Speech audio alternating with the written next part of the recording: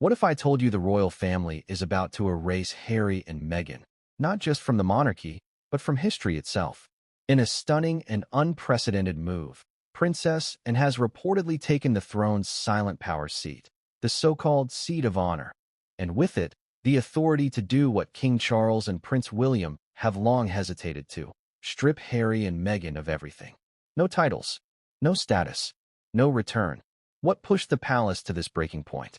Why is Princess and the monarchy's quiet enforcer now leading the charge? And what does this mean for the future of the Sussex children? Tonight, we expose the private strategy meetings, the growing royal resentment, and the final decision that could sever the Sussexes from the crown forever. Before we continue, please hit the like button, subscribe to the channel, and turn on the notification bell for updates.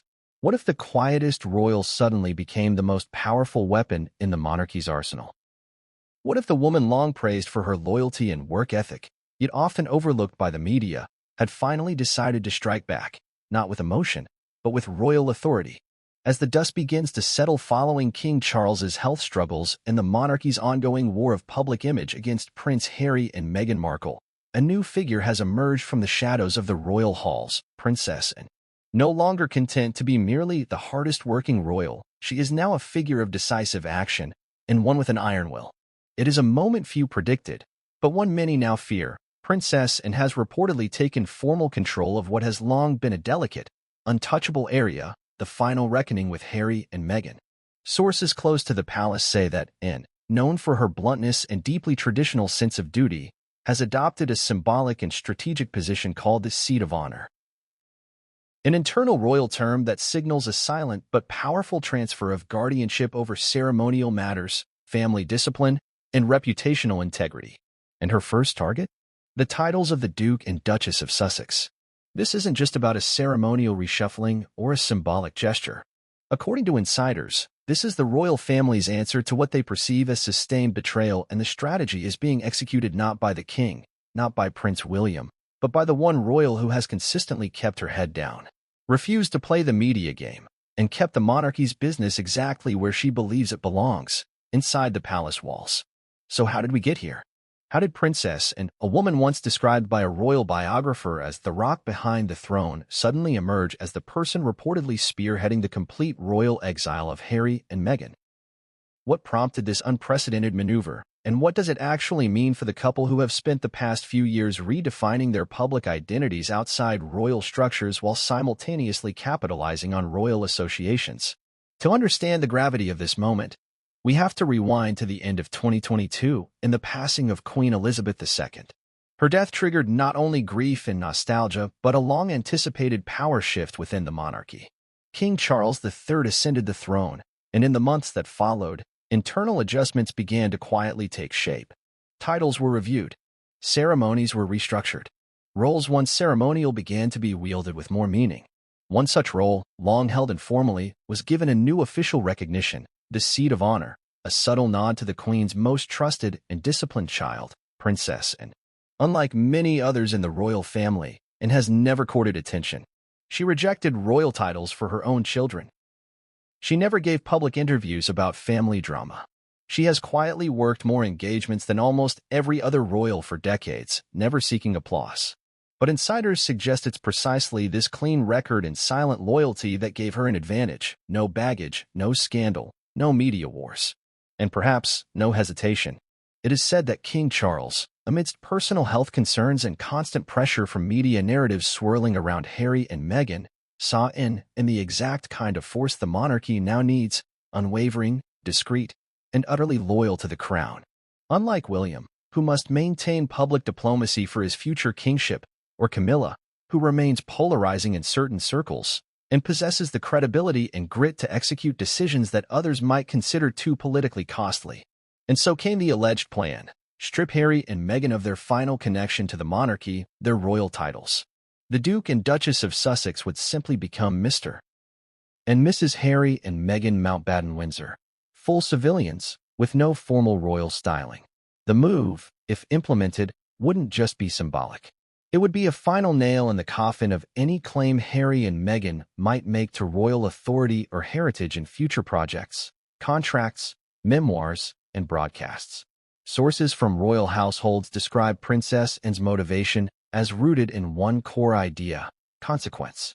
While Queen Elizabeth famously subscribed to the ethos of never complain, never explain, and Charles has often leaned toward quiet diplomacy and has allegedly made clear that reputation must be protected, not just for the crown's image, but for its moral authority. According to one aide, and believes Harry and Meghan's continued use of titles, despite their departure from royal duties and repeated criticism of the institution, represents an intolerable contradiction, and the timing could not be more significant. As Prince Harry prepares for another round of legal disputes, media controversies, and public engagements in the United States, the royal family is simultaneously tightening the ropes at home.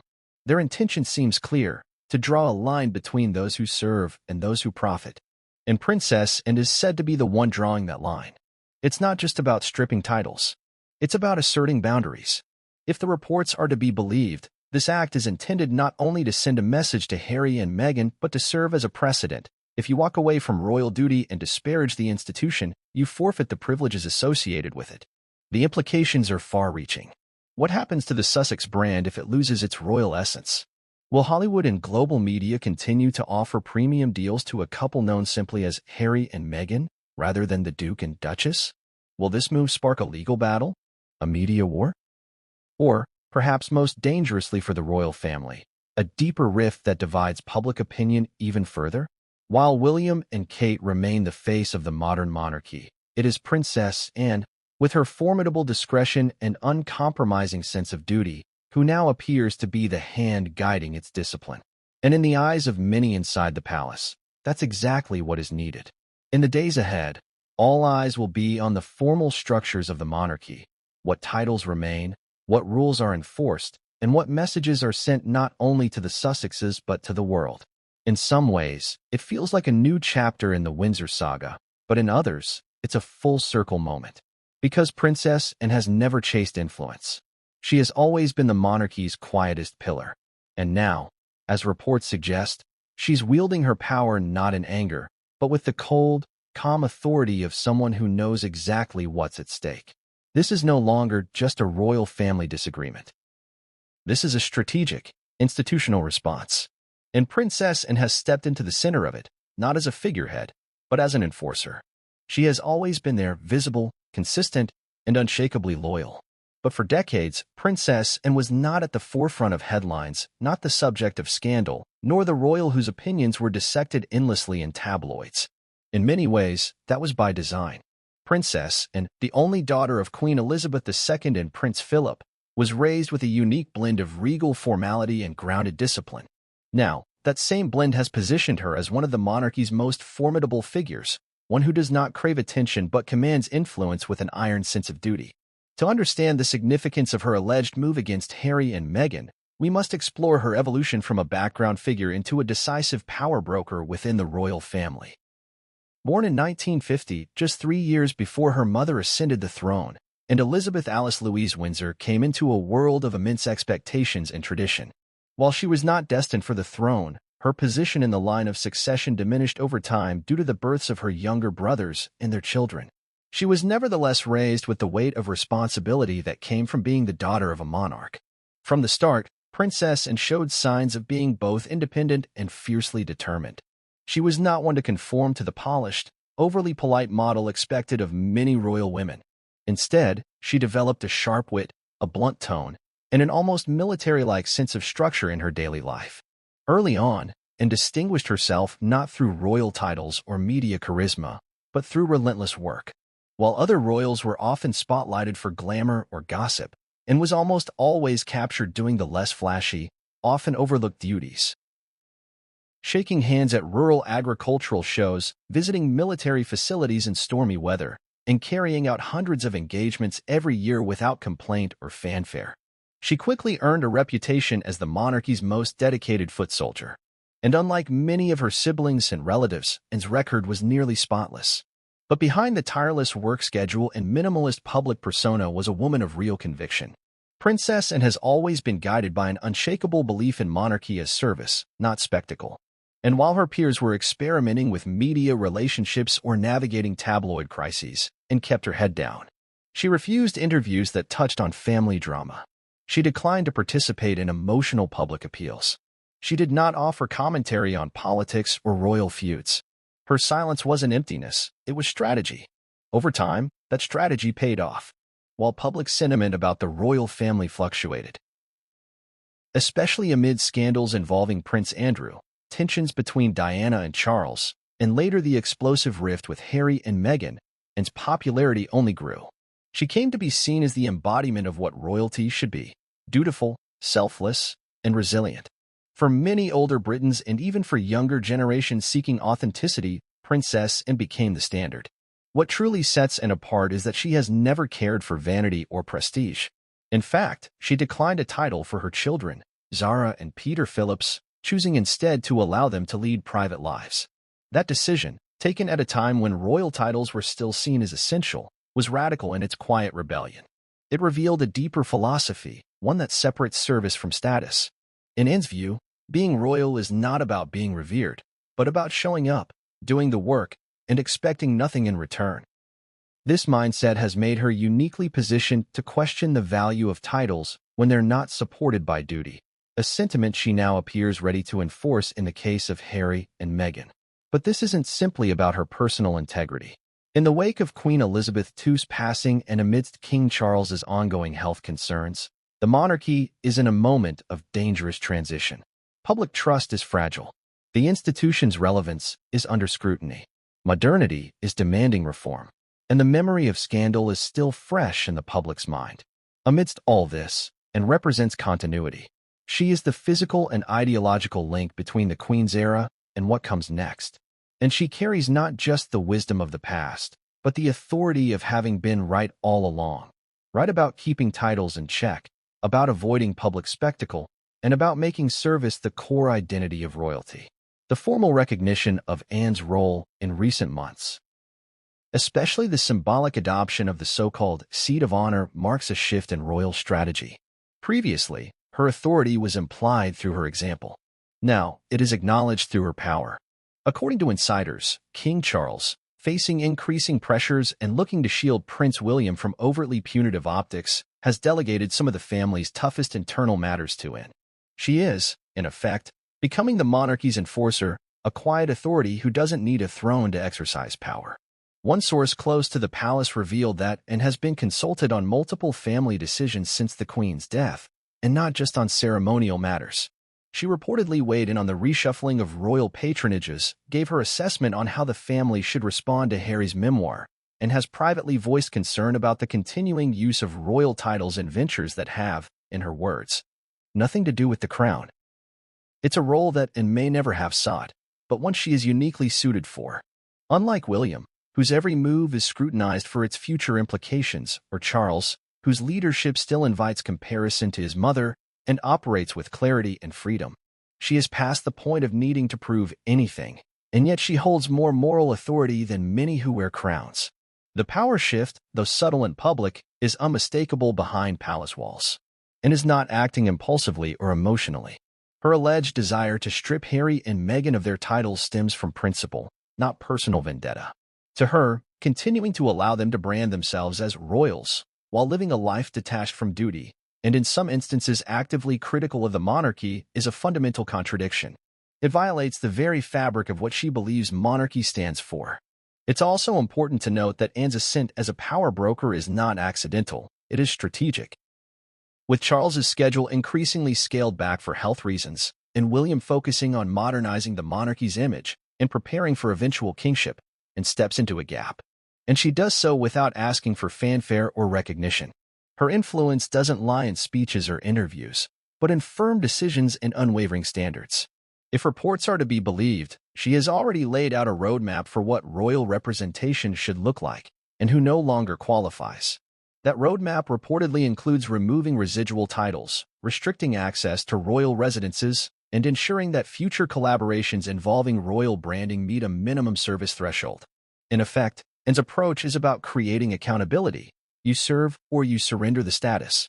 And in her view, Harry and Meghan have clearly chosen the latter. But what makes this moment particularly significant is the fact that the same and who is now reportedly leading this effort, is the one who has consistently been underestimated by media, commentators, and even the public. Her power has always been hidden in plain sight. While others drew headlines, she built legacy. And now, as the institution faces its greatest internal test in decades, it is turning to the one figure who has never wavered. Anne's rise to prominence in the family's strategic core isn't flashy. There are no viral moments, no press conferences, no stage gestures. Instead, her influence is felt in policy, in tone, in quiet authority. When Princess Anne moves, insiders say, things happen, because everyone knows she wouldn't speak or act unless the situation demanded it. That rare quality gives her more weight now than ever before. As the royal family enters this next chapter, with a fractured public image and unresolved internal battles, Anne's presence as a central figure sends a clear message. The monarchy is done tolerating ambiguity. You're either in or you're out. Titles, in Anne's world, are not souvenirs from a bygone royal chapter. They are honors that demand respect and reciprocity. And when that reciprocity disappears, so too should the title. It is a bold new stance from the House of Windsor. And while others may worry about the optics or the headlines, Anne remains focused on what has always guided her: duty, service, and loyalty, not just to family, but to the institution. In her eyes, the monarchy must not only survive, it must stand for something. And for that to happen, there must be lines that cannot be crossed without consequence. To understand the gravity of Princess Anne's sudden rise as a decisive voice within the royal family, one must grasp the significance of the position she has now assumed, the so-called seat of honor. At first glance, it may sound ceremonial, like many of the ornate and symbolic designations within the House of Windsor. But insiders and royal historians agree, this title, once informal and mostly unspoken, has recently taken on renewed weight. And in the wake of King Charles's health concerns and the growing instability surrounding the Sussexes, the seat of honor has become a quiet but powerful center of royal authority. The seat of honor is not enshrined in any written constitutional charter. It is not a formal rank like king, prince, or duke. Rather, it is a position of internal influence, passed discreetly, often as a gesture of confidence and trust, from the reigning monarch to a senior royal who embodies tradition, discretion, and unwavering loyalty. In the past, such a seat might be held in spirit by the monarch's consort or eldest child. But in this case, King Charles reportedly did something unorthodox. He recognized that Princess Anne, not Camilla, not William, was best suited to take on the burden of overseeing the moral and traditional backbone of the monarchy during turbulent times. So what does it actually mean? The seat of honor functions as a kind of guardian of legacy. It carries with it the responsibility to protect the symbolic boundaries of the crown. While Charles is still the sovereign and William remains the direct heir, and, in this new position, is entrusted with overseeing internal matters of royal identity, ceremonial propriety, and personal conduct. It is not about governance of the state. It is about ensuring that those who carry royal titles and hold royal privileges are doing so with respect, discretion, and fidelity to the institution. Unlike a traditional role that comes with specific tasks and public-facing duties, the seat of honor operates in the shadows. It allows the holder to influence decisions behind the scenes, to provide counsel, to intervene when the family's image is at risk, and to make difficult calls that others may hesitate to make for fear of public scrutiny. In short, the seat of honor is where principle is upheld, even if it comes at the cost of comfort. For Princess Anne, assuming this seat was neither unexpected nor imposed. It was, insiders say, the result of a long-standing trust between her and King Charles. Though their temperaments differ, Charles is contemplative and diplomatic, and is direct and pragmatic. Their shared reverence for their mother's legacy and their deep concern over the monarchy's public standing have always aligned. As the royal family faced mounting pressure from Meghan and Harry's ongoing public commentary, book releases, and Netflix appearances, Charles reportedly felt that the time had come to act decisively. And Anne, known for being immune to press manipulation, was the obvious choice. One senior royal aide allegedly described the transfer of influence this way. The king needed someone who wouldn't blink. Someone who understood that the monarchy isn't a PR brand, but a duty passed down through centuries. He turned to, and because she doesn't flinch, not when it's uncomfortable, not when it's messy. The seat of honor has no formal announcement. There is no coronation, no public decree. It is bestowed quietly, often symbolically. In Anne's case, it came through her increased involvement in strategic family decisions, from advising on who should take over ceremonial roles after Queen Elizabeth's death to weighing in on how the family should respond to Harry and Meghan's repeated challenges.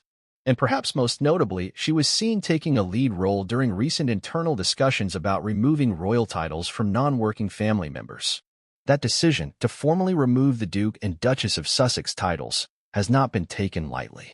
It is a major constitutional gesture. But more than that, it is a cultural one. Titles in the British royal family are more than honorary labels. They are linked to centuries of nobility, military service, and public responsibility. Stripping a title is a declaration that the individual no longer represents the crown in spirit, not just in function. And such a decision, according to palace insiders, required someone with unimpeachable integrity to champion it. That someone is Princess Anne. The seat of honor grants, and not only moral authority but also symbolic access. She now reportedly meets with private secretaries from multiple royal households. She sits in on planning committees for high-profile events. She is briefed on media strategy, not to control it, but to ensure it aligns with royal values. More importantly, she provides judgment on what constitutes abuse of royal privilege. And according to several sources, she has made it known that she sees the Sussexes' continued use of their titles while profiting from royal-themed content as a breach of the unspoken royal code. It's worth noting that the concept of the seat of honor is not entirely new. Historically, royal families across Europe have had internal guardians, relatives who may not rule but who act as stewards of the family's values. In medieval England, such figures were often dowager queens or trusted siblings. They acted as the conscience of the dynasty, stepping in when the reigning monarch was distracted or compromised. Princess Anne, with her unmatched track record, has now stepped into that lineage. And in this position, she has set a new precedent, that loyalty to the monarchy must be proven not just in words, but in conduct. According to whispers inside the palace, Anne has taken particular offense to what she reportedly views as monetized disloyalty. From tell-all interviews to docuseries, from podcast claims to memoir revelations, and is said to believe that Harry and Meghan have eroded the dignity of their titles through commercial exploitation. And now, armed with the seat's symbolic power, she is preparing to do something about it. The implications of her role are vast. It signals to other royals, both senior and peripheral, that status will no longer shield one from consequence.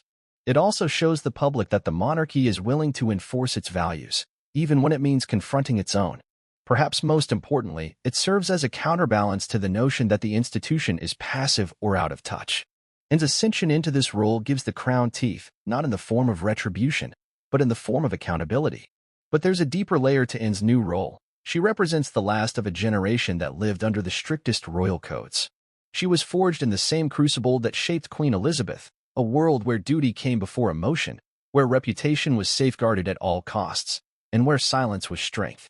Her generation saw scandal as something to prevent, not explain. And in that tradition, Anne's new authority is not about image correction. It's about preserving the institution's spine. As such, her actions are likely to be measured but resolute. There will be no theatrics, no dramatic declarations.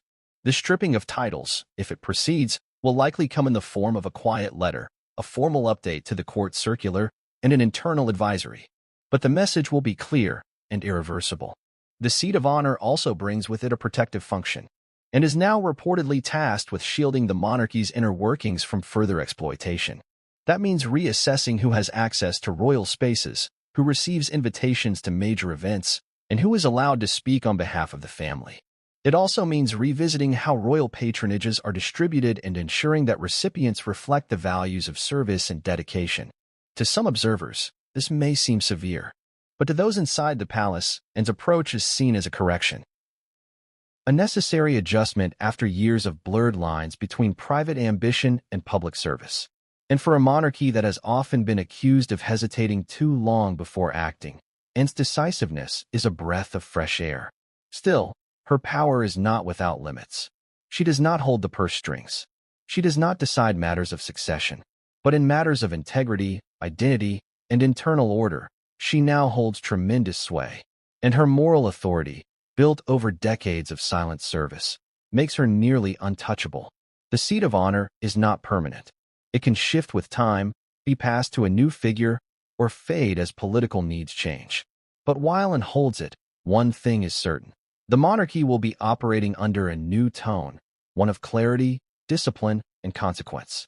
And in this climate, where public trust can rise or fall with a single scandal, that tone may be the monarchy's last safeguard. The unraveling of Prince Harry and Meghan Markle's relationship with the royal family didn't happen overnight. It was a slow build, a series of moments, missteps, miscommunications, and mounting tensions that eventually exploded into a public feud unlike anything the monarchy had faced in recent memory. But behind every headline, every bombshell interview, and every carefully worded palace response lies a deeper and more complex story. To understand why Princess and is now reportedly leading the charge to sever the final ties with the Duke and Duchess of Sussex, we must first unpack the timeline of how it all began and how it came crashing down. The story begins in 2016, when Prince Harry, then a highly visible and well-liked member of the royal family, met American actress Meghan Markle through mutual friends. The couple's early courtship was largely kept private, but when the relationship became public in late 2016, it was accompanied by a wave of media frenzy. What followed was an unusual and rare public statement from Kensington Palace, condemning the racist and sexist overtones in coverage of Meghan and criticizing the intrusion into her private life. That moment marked the first visible crack, a sign that this relationship, and how it was treated, would challenge the royal family's long-standing rules of silence. In May 2018, the world watched as Meghan walked down the aisle at St. George's Chapel in Windsor Castle, officially becoming the Duchess of Sussex. The wedding was celebrated as a modern fairy tale. A biracial American divorcee marrying into the British royal family was seen as a symbol of progress and inclusion. But behind the smiles and elegance, trouble was already brewing. Almost immediately, reports of tension between Meghan and various palace staff began to surface. Stories of demands, tears, and internal friction filtered through the press. The most infamous early controversy was the alleged dispute between Meghan and Kate Middleton over Princess Charlotte's bridesmaid dress. Although details remain disputed, the core issue, who made whom cry, became symbolic of deeper issues. To many within the palace, Meghan's approach to her new royal role was perceived as aggressive, ambitious, and difficult to manage. To Meghan and Harry, the palace's slow or non-existent defense against negative press was interpreted as betrayal. Then came the fall of 2019, a turning point. During their tour of southern Africa, Meghan and Harry gave interviews in which they broke royal precedent by openly speaking about their struggles. Meghan's famous line, "Not many people have asked if I'm okay," resonated around the world, revealing the toll that royal life and public scrutiny had taken on her. Harry also acknowledged the growing rift between himself and Prince William. The footage, raw and emotional, signaled that something had fundamentally changed. The so-called firm, the internal machinery of the royal institution, was no longer being treated as sacred. In early 2020, the couple dropped a bombshell. They announced, through a website and without prior coordination with senior royals, that they would be stepping back as senior members of the royal family. Dubbed Megxit by the press, the announcement stunned both the public and the palace. It wasn't just the act of leaving, it was how it was done. Sources close to the royal family revealed that Queen Elizabeth was deeply hurt by the manner of the announcement, and Charles and William felt blindsided. A tense summit at Sandringham followed, during which the Queen, Charles, William, and Harry discussed the terms of the couple's departure. The result was a compromise of sorts. Meghan and Harry would no longer use the HRH, Her Royal Highness. Styling would not represent the Queen and would forego public funding. But they would retain their Duke and Duchess of Sussex titles, maintain their patronages for the time being, and explore financial independence, a gray area that would prove problematic later on. In the months that followed, the couple relocated to Canada and then California. They signed lucrative deals with Netflix and Spotify, launched their Archwell Foundation, and began crafting a new public image, one rooted in activism, storytelling, and global commentary. But the shift did not sit well with the royal establishment. Every step the couple took toward becoming celebrities rather than royal emissaries deepened the chasm between them and the family they had left behind. Then, in March 2021, the situation escalated dramatically with the Oprah Winfrey interview. In what would become one of the most explosive royal interviews in modern history, Meghan and Harry laid bare their grievances with the institution. Meghan revealed that she had experienced suicidal thoughts and claimed that palace staff refused her access to mental health support. Perhaps most damaging was the allegation that an unnamed royal had expressed concern over the skin tone of their unborn son, Archie. The interview sent shockwaves around the world. Reactions were swift and divided. Some viewed the couple as brave truth-tellers exposing the monarchy's outdated and oppressive practices. Others saw them as privileged elites airing private grievances in public for personal gain. Within the palace, there was disbelief and quiet fury. The Queen responded with a measured statement. "Recollections may vary," a phrase that would become emblematic of the monarchy's carefully managed response. That same year, Meghan gave birth to their daughter, Lilibet Diana, a name that immediately sparked fresh controversy. The couple claimed the Queen had been consulted before they named their child after her. Palace sources disputed this, stating that the Queen was informed but not asked. Once again, a seemingly private decision turned into a public feud. The naming issue highlighted just how damaged the relationship had become. Even moments that should have fostered healing only created more tension. By 2022, Harry's memoir, Spare, was announced and then released in early 2023. The book was a blistering account of royal life, filled with painful recollections and pointed critiques.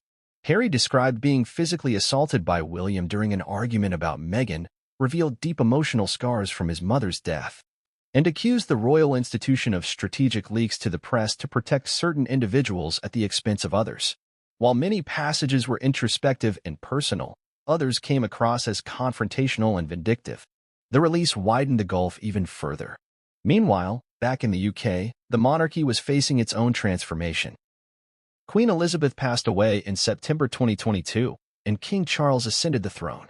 His coronation in May 2023 was a momentous occasion, steeped in tradition, but overshadowed by Harry's presence as a guest, not a participant.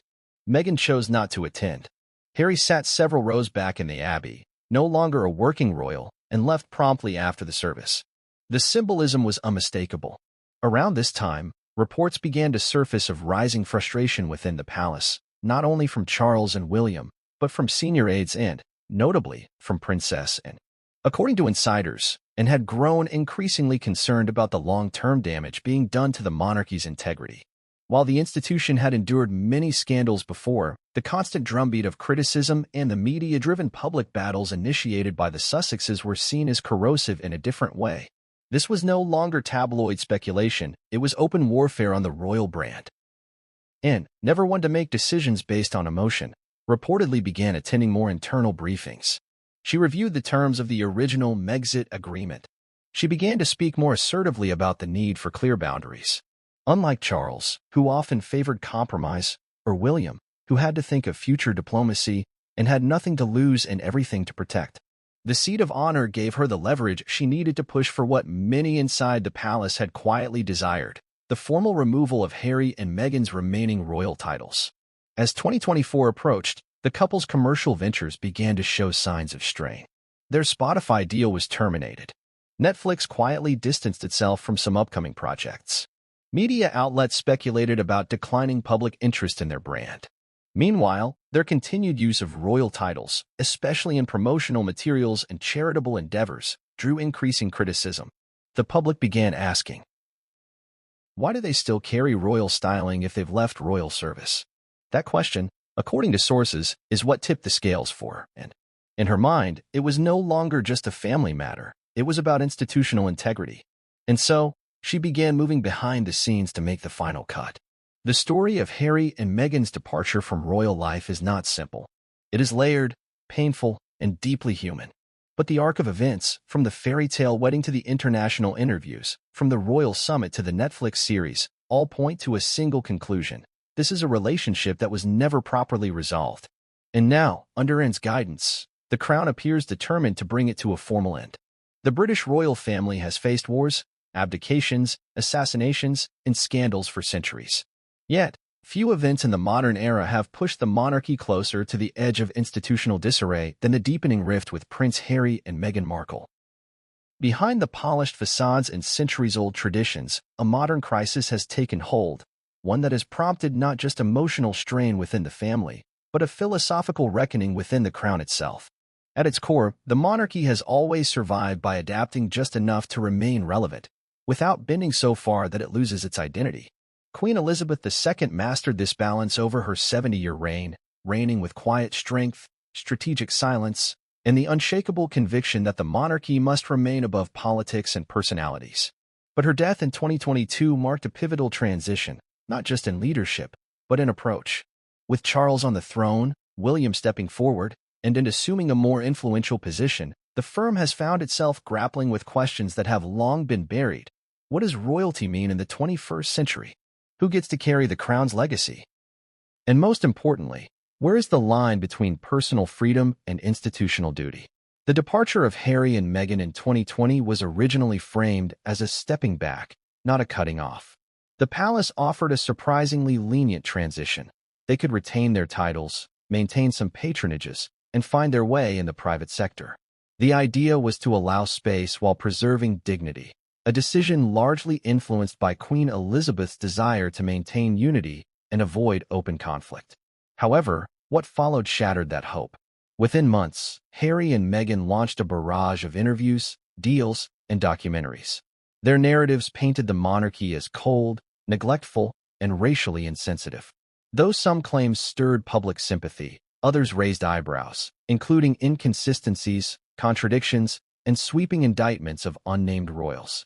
For the monarchy, it was a PR catastrophe. For royal aides, it was worse. It was betrayal. And for Princess, it was a line crossed too far. The palace, operating under its time-tested motto, never complain, never explain, tried to weather the storm. But as more revelations emerged, some shocking, some speculative, the internal damage began to show.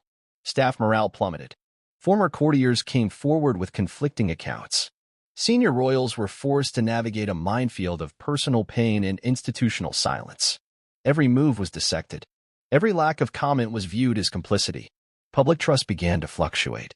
Support for the monarchy in younger generations dipped, particularly in Commonwealth countries. Caribbean nations renewed talks of republicanism. Media outlets worldwide turned royal tension into global headlines. The Netflix documentary and Harry's memoir only added fuel to the fire. In what felt like a coordinated campaign, the Sussexes launched hit after hit, each one chipping away at the very institution they once pledged allegiance to. This wasn't just family drama. This was institutional erosion. Behind palace walls, there was a growing sense that the traditional tools of control, silence, patience, and subtle influence were no longer enough. The new media landscape had changed the rules. In this new world, whoever spoke first often controlled the narrative. And Meghan and Harry were speaking loudly, with a global platform and the backing of some of the most powerful media entities in the world. Charles, newly crowned and cautious by nature, was reluctant to retaliate. He still harbored hope that bridges could be mended, or at least that the conflict could be quieted. William, though angrier and more wounded by the personal attacks, was similarly restrained, knowing that his every move would set precedent for his future kingship. That left a gap, an uncomfortable space where decisive action was needed, but too risky for the throne or the heir to execute. Enter Princess Anne, whose public persona has always been that of a no-nonsense workhorse, had long harbored skepticism toward the Sussexes' intentions. According to insiders, she had warned Charles and William early on that the couple's departure would not be the end of the trouble, it would be the beginning. She reportedly believed that once unmoored from the strict codes of royal behavior, Harry and Meghan would rebrand themselves not as private citizens, but as global celebrities with a royal halo. And she was right. Anne's growing influence became more visible after Queen Elizabeth's death. Though never officially acknowledged, her input in decision-making became central. While Charles focused on diplomacy and William on modernization and zeroed in on legacy protection, she began reviewing how titles were being used publicly. She requested updates on how royal affiliations were appearing in media contracts. She began asking difficult questions, questions others avoided for fear of conflict. Why, she reportedly asked, are individuals who left royal service still using titles in public ventures? Why does the monarchy remain silent while its image is commodified? Why are critics given platforms without rebuttal while the institution plays defense through silence? Her concerns grew deeper when certain patterns emerged. Meghan introduced herself as the Duchess of Sussex in major interviews, including those tied to commercial ventures. Promotional materials for Archwell projects leaned heavily on royal imagery. Invitations to events cited royal status to generate prestige, and reportedly saw these as calculated moves, an attempt to have it both ways, the independence of private citizens and the prestige of royal heritage. To Anne, this was not merely inappropriate, it was dangerous. It created confusion among the public, blurred institutional boundaries, and weakened the crown's authority. And with Charles's health becoming a more pressing concern, she believed the time had come to draw a line, not out of spite, but out of necessity. The internal consensus began to shift. Senior courtiers, once hesitant to take firm action, found in and a figure who could say what others could not. Unlike Charles or William, she had no crown to protect, no succession to manage. She had only the institution to serve, and she served it with blunt resolve. It was Anne who reportedly pushed the idea of a title review, an internal process by which all non-working royals' titles would be evaluated. The focus, of course, was on the Sussexes, but the implications were broader. The monarchy was signaling that it would no longer allow royal affiliation to be used without responsibility. The crisis that prompted the shift was not just about press narratives, it was about survival. Institutions survive by adapting, yes, but also by protecting their core. And the core of the monarchy, in Anne's view, had been compromised by prolonged tolerance of contradiction. You cannot be a royal and a critic of royalty. You cannot reject the system while selling its image. You cannot leave the palace and still carry its weight as a brand. Anne's argument, as insiders describe it, was simple. If the Sussexes wish to live freely, let them. But they must do so as Harry and Meghan, not the Duke and Duchess. The titles, she believes, are earned through service, not inheritance alone. And service requires loyalty, quiet, unwavering loyalty. This perspective found traction among many in the royal circle. Even some who were previously sympathetic to Harry began to agree. The longer the monarchy allowed ambiguity, the more its credibility suffered. And in today's hyper-connected, hypercritical world, credibility is everything. The public's reaction to Anne's firm stance has been telling. While segments of social media still fiercely defend Meghan and Harry, a growing portion of the British public has expressed support for stricter boundaries. Polls show increasing concern about the monarchy's image. Opinion pieces in UK outlets reflect a desire for clarity. Either one is in the royal family or not. There is no halfway. This pressure has only intensified as Charles has scaled back public appearances due to health issues. In the absence of a visible king, the crown must speak through its actions.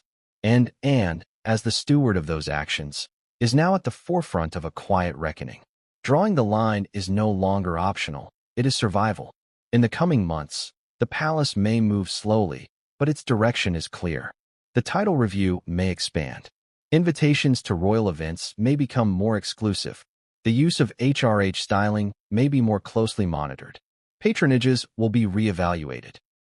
And public appearances by the Sussexes will be scrutinized not just by the press, but by the palace itself. For Anne, these aren't just policies.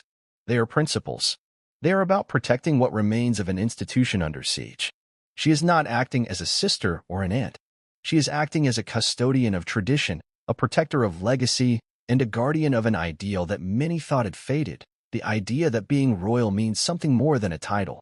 And as this crisis continues to unfold, the world is beginning to see what the palace has always known. When Princess Anne acts, she does not act for attention. She acts for preservation. The crown is not hers to inherit, but it is hers to defend. And she will draw the line where no one else has dared. While public gestures and official statements often shape the narrative surrounding the royal family, the true decisions that steer the monarchy's future are made far from the public eye. The most consequential actions rarely take place in grand ceremonies or in front of cameras, but rather in the quiet corridors of palace offices and hushed discussions between trusted advisors, and in hand-delivered correspondence sealed with royal insignia.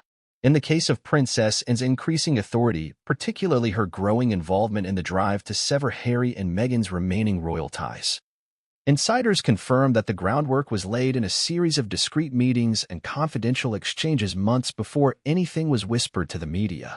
According to individuals close to palace operations, the internal climate within the royal institution began shifting subtly but noticeably following Queen Elizabeth II's passing. The Queen had long been a buffer, a unifying force even amid disagreements and private frustrations. With her gone, and King Charles now assuming the crown, every royal figure's place in the system was quietly reassessed. Charles, facing both personal health challenges and the immense pressure of modernizing the monarchy, began delegating more internal authority than any previous monarch in the family's recent history. That delegation wasn't public, it was strategic, invisible to outsiders but deeply felt within palace walls. Princess Anne was at the center of that delegation. She was already one of the few royals who enjoyed the trust of nearly every faction within the royal household, from the courtiers in Clarence House to the staff at Windsor Castle and the advisors overseeing constitutional matters. Unlike other members of the family, Anne had no interest in gaining visibility, competing for headlines, or building a legacy through charm. Her legacy was service. And because of that, she was seen as uniquely neutral and brutally honest, the perfect candidate to handle a brewing internal matter too politically sensitive for King Charles or Prince William to publicly spearhead. The fate of the Sussex titles. But this wasn't a decision that could be made hastily, nor without a carefully choreographed series of consultations. It began, according to sources, with a quiet call from King Charles to Anne, shortly after Harry's memoir Spare went into advanced press circulation. At that point, royal aides had reviewed embargoed excerpts and were already alarmed by the personal nature of the content, particularly the allegations involving William, Camilla, and even subtle jabs at the late Queen. Charles, reportedly disappointed and fatigued, sought Anne's guidance not as a sister, but as someone who understood the long-term consequences of letting such accusations stand unchallenged. That call, insiders say, triggered a new phase of internal discussions, and met first with two of the palace's most senior private secretaries. Individuals who handle not only the daily schedules of senior royals but are also often the first to receive sensitive intelligence about media threats, legal vulnerabilities, and international perceptions. These meetings were never added to the official court circular. No motorcades, no public-facing calendar entries. But they were extensive, sometimes lasting hours, involving the review of correspondence, briefings on constitutional precedent, and analysis of how similar situations had been handled throughout the Crown's history. One of the most pivotal meetings took place in early 2024 at Windsor Castle, a location chosen deliberately for its privacy and symbolic significance. According to insiders, Princess Anne convened with key figures from the royal household's communications team, constitutional advisors, and Charles's personal legal counsel. The purpose? To explore the legal and logistical implications of removing royal titles, particularly for a couple no longer residing in the United Kingdom and no longer engaged in royal duties. The discussions reportedly touched on everything from letters patent issued under Queen Elizabeth II to the potential diplomatic fallout with the United States, where Harry and Meghan had become prominent figures. From that point onward, a series of written memos, not emails, but handwritten or typewritten documents circulated under strict confidentiality protocols, began flowing between Buckingham Palace, Clarence House, and Anne's personal office. These memos were not only strategic in nature, but philosophical. Some detailed past instances in which royals had voluntarily relinquished titles. Others compared international precedents, such as the removal of styles from European royals who married commoners or relocated abroad. But it wasn't all academic. According to a source familiar with the exchanges, Anne insisted that the documents also address the emotional impact and public perception. She was not blind to the media storm such a decision could generate, nor was she eager to create a tabloid spectacle. Her focus, the source said, was always on silent authority, ensuring that when the decision came, it would be legally airtight, morally justified, and executed with minimal noise. It was during this period that Anne reportedly sent a personal letter to King Charles, a rare act for a woman who often preferred verbal communication. The contents of the letter, though never publicly released, were described as resolute and uncompromising. In it, Anne allegedly outlined the dangers of allowing the Sussexes to continue using royal titles while openly criticizing the institution. She cited examples from recent months where their affiliations had been used to promote projects, speaking engagements, and advocacy events, not all of which aligned with the Crown's neutral stance on global matters. She urged the king to act before irreparable damage was done to the perception of royal service. Charles, reportedly moved by the letter, replied not in writing but by inviting into a series of private audiences, closed-door sessions in which he and and select aides reviewed the options, while Charles remained hesitant about escalating family tension and was firm in her position. If not now, when? If not after repeated provocation and public denouncement, then under what conditions could the monarchy enforce its standards? These meetings eventually expanded to include Prince William, though sources emphasized that William's involvement was kept minimal, partly to preserve his diplomatic posture, and partly because of his deeply personal stake in the conflict. William, after all, had been the most wounded by Harry's memoir.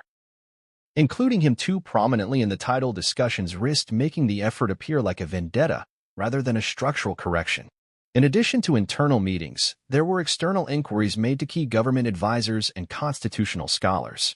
Since royal titles are tied to the crown's prerogative but also exist within the framework of British legal tradition, any changes must be reviewed through Constitutional Council.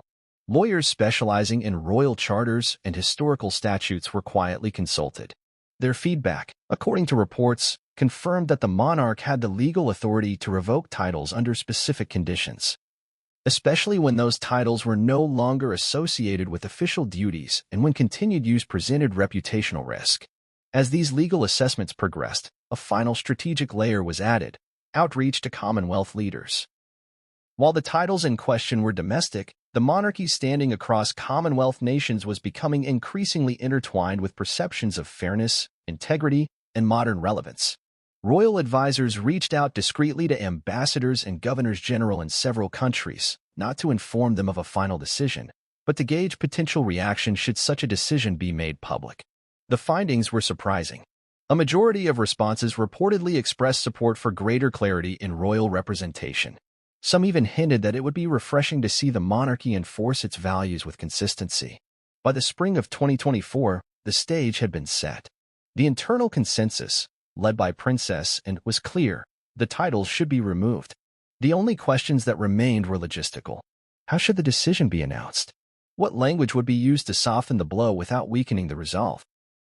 Would it be better to leak the decision slowly, through trusted media allies, or deliver it as a formal announcement via the court circular? As of this writing, the decision has not been publicly declared, but all signs point to an imminent and carefully managed transition. The preparations have been made. The correspondence has been exchanged. The constitutional ground has been mapped. The only variable remaining is the timing, and Princess, and known for her discipline and refusal to chase public approval, is reportedly willing to wait until the moment aligns perfectly with the crown's broader strategy. And make no mistake, this isn't just about one couple or two titles. It's about the authority of the monarchy to define itself in the face of modern challenges. The private meetings, secret letters, and strategic consultations all lead to one conclusion: the royal family is no longer reacting. It is recalibrating. And at the center of this recalibration is Princess and it. A woman who has quietly assumed more influence than any royal figure since her mother. The decision to remove royal titles is not one the monarchy makes lightly. In fact, it is so rare, so symbolic, and so constitutionally delicate that each case in history has either defined an era or closed the chapter on a royal scandal. In the modern era, no move sends a clearer message than the revocation of royal styling, not through legal prosecution or loud declarations, but through a quiet, carefully worded shift in the records of the crown. And now, all signs point to the most consequential title removal in a generation, that of the Duke and Duchess of Sussex. Though the official announcement has not yet been made, multiple palace sources, aides, royal biographers, and constitutional experts confirm the existence of a plan, drafted, discussed, refined, and now awaiting execution. It is a plan spearheaded by Princess and supported quietly by key figures within the royal household, and reluctantly sanctioned by King Charles III himself. The intention behind it is not revenge, nor retribution, at least not publicly. Instead, it is being framed as a necessary act of preservation. What we know so far paints a picture of a meticulous, legally sound, and emotionally difficult process, one that reflects the monarchy's attempt to draw a clean boundary between private independence and royal duty. For years, that line has been blurred by Harry and Meghan's public behavior. The plan to remove their titles is an attempt to finally clarify the roles they've chosen, and to protect the monarchy's future from confusion, erosion, and exploitation. Let's begin with the basics. Under the current royal structure, Harry and Meghan retain the titles Duke and Duchess of Sussex, granted to them by Queen Elizabeth II on the day of their wedding in May 2018. These peerage titles are part of the UK's hereditary system and can only be removed by the sovereign or by an Act of Parliament, depending on the type of title and the political climate. In practice, the monarch has broad authority over the granting and revocation of these titles, especially when public service and constitutional propriety are in question.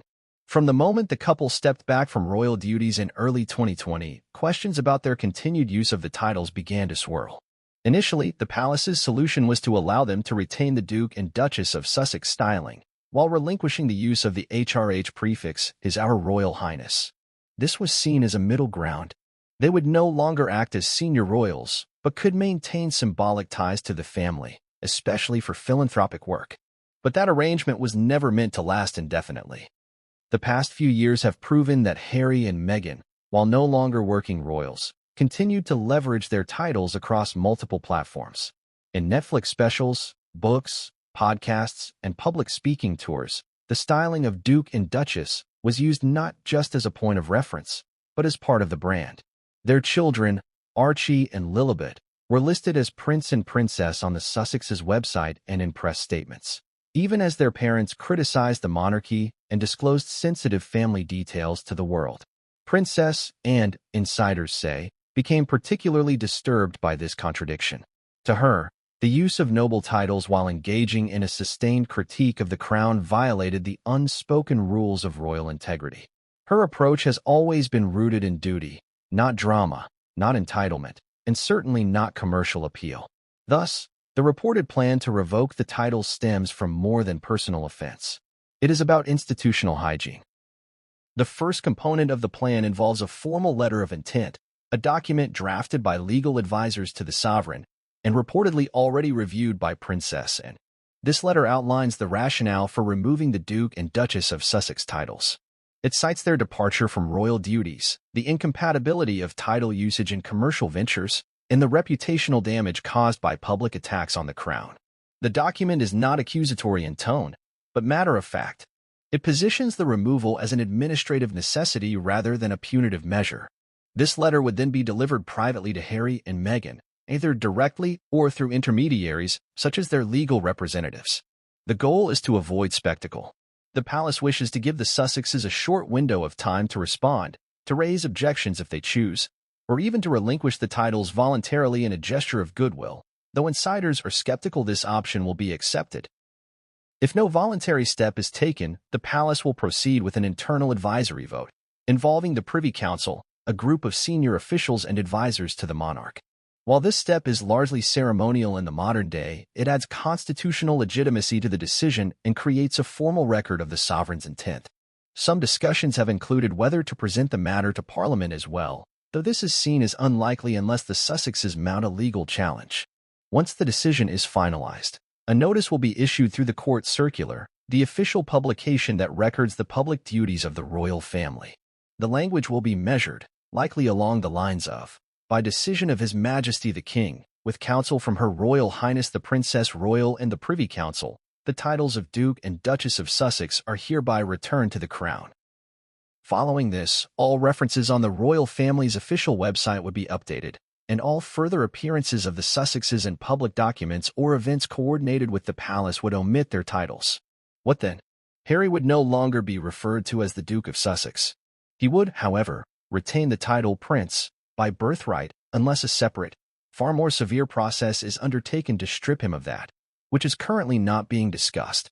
Meghan would revert to being styled as Mrs. Meghan Markle or Meghan, Duchess of Sussex, a styling similar to that of Sarah Ferguson following her divorce from Prince Andrew, but even this is being debated internally. There is concern that Meghan might continue using the Duchess branding in unofficial capacities, thus undermining the clarity of the revocation. In preparation for this possibility, one version of the plan includes a legal clause barring the use of the styling Duchess of Sussex in any public or commercial endeavor. A clause that would have to be accepted by Harry and Meghan to avoid further litigation. The broader implications of the plan reach beyond the couple. It is being discussed as part of a larger recalibration of royal affiliations. That means other extended royals may see their roles and titles scrutinized. In this sense, the Sussex case is a precedent, one that will define how the monarchy handles disengagement and dissent in a modern context.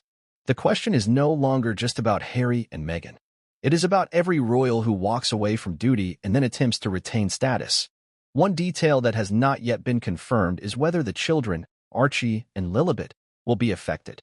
Legally, as grandchildren of the monarch through the male line, they are entitled to use the titles of prince and princess.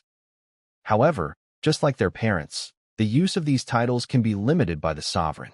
If the Sussex titles are removed, it is very likely that steps will follow to either clarify or formally limit the children's use of their royal styles as well. Princess Anne, who raised her own children without titles, reportedly believes strongly that Archie and Lilibet should not carry titles if they are raised outside the royal system and without duties attached. Critics of the plan will, no doubt, argue that it could be interpreted as an act of revenge or petty politics. But supporters within the royal apparatus insist it is not reactive, it is restorative. It is not about punishing Harry and Meghan, but about preserving clarity and standards. If titles are to mean anything, they must reflect conduct. And the conduct of the Sussexes, while not criminal or treasonous, has been repeatedly antagonistic to the institution that granted them those titles. The palace is also preparing for backlash. Communications teams are working on press releases and key messages to accompany the decision if it becomes public. These messages will focus on values, respect, service, integrity. The palace will likely emphasize that this decision was not taken hastily, but was the result of years of patience, failed reconciliation attempts, and the steady erosion of trust. In the eyes of Princess Anne, the stakes are bigger than two names being adjusted. This is about the crown's ability to govern itself, about the precedent it sets for the future of monarchy in an age of media saturation, personal branding, and political activism. The lines must be drawn. The titles must reflect the truth of one's position, not the memory of one's lineage. The plan, then, is more than just administrative. It is ideological. It marks a shift from symbolism to standards. And in doing so, it reclaims control from those who would use royal affiliation as a tool of personal narrative. While the machinery of the British monarchy moves with restraint, calculated discipline, and a long-view strategy,